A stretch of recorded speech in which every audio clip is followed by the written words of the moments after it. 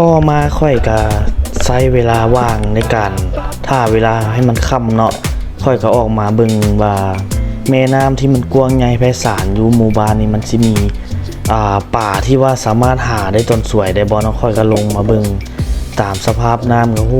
โคตรใสโคตรปิ้งเลยทุกคนแบบว่าเฮามาเห็นสภาพน้ำแบบนี้นะแบบอยู่ได้เปิดมือก็ได้นะเพราะว่าเฮาดำเฮาใส่หน้ากากแล้วก็ใส่สน็อกเกิลช่วยหายใจเล็กน้อยได้แล้วก็มีไฟฉายอันนึงเนาะที่ค่อยเตรียมมาจากบ้านแล้วก็มีฟินอันนึงแล้วก็สมวกยิงป่าอันนึงเนาะที่ว่าเอามาไว้ยิงป่าปลาสลามปลาโลมาแล้วเนาะเพราะว่าน้ำมันใหญ่เป็นตะย่านอีหลีทุกคนหลังจากนั้นค่อยก็ส่องไฟไปเรื่อยๆเนาะอยู่ในนี่นะเต็มไปด้วยปากกาที่แบบว่า 2-3 นิ้วอย่างปากกาลายนะดำมาประมาณชั่วโมงนึงก็เกือบค่ำนะทุกคนตอนนี้ก็ดำค่าเวลาไปเรื่อยๆนะเพราะว่าเฮามาดิ้นมาเที่ยวมาเฮ็ดกิจกรรมไผมักแบบใดก็เฮ็ดไปตามใจเลยทุกคนมันบ่ผิดกลุ่มผิดทุกคนแล้วก็เฮ็ดไปโลดคุณน่ะป่านะกลางคืนนะโคตรหลายเลยคนค่อยกับ